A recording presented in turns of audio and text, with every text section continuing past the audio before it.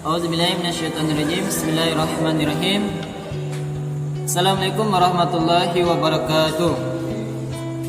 Sekarang ini adalah salah satu yang mana Al-Quran itu dijadikan salah satu hal yang radikal.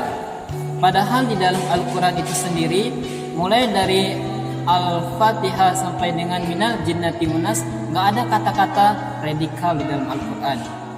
Dan Al-Quran juga mengatakan walaupun sebesar apapun, sejelek apapun, kita gak boleh mencela. Walaupun seburuk apapun perbuatan orang, kita gak boleh membuat mereka itu mencelah mereka.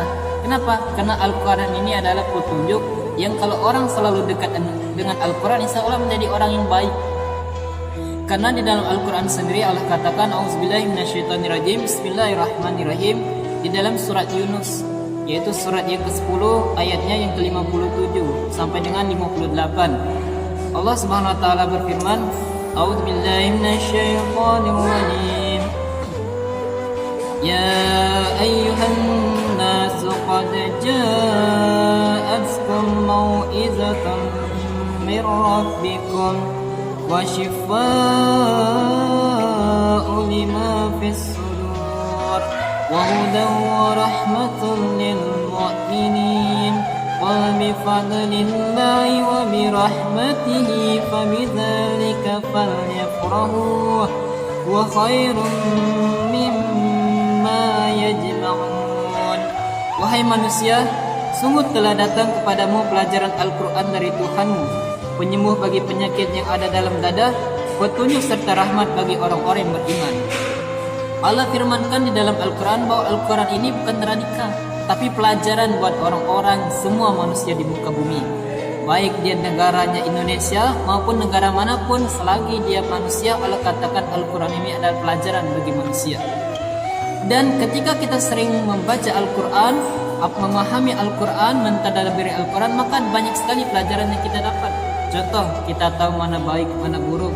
Kita tahu mana benar, mana salah. Kita tahu mana orang tua, mana anak kecil. Dan kita tahu mana yang radikal, mana yang gak radikal. Ketika kita rajin membaca ayat-ayat Allah Subhanahu wa taala. Dan bukan hanya itu, Allah katakan Al-Quran ini menjadi sifat, obat, khususnya obat yang ada di dalam hati. Ketika hati punya sifat fikir, ketika hati punya sifat sombong, ketika hati punya sifat ingin selalu membenci orang, gak ada obatnya di dalam rumah sakit, gak ada obatnya di dalam apotek. Yang ada obatnya adalah di dalam Al-Quran. Kenapa? Karena Allah katakan di dalam Al-Quran itu sendiri, Al-Quran adalah syifa, obat. Dan Allah firmankan sebanyak 3 kali di dalam Al-Quran itu.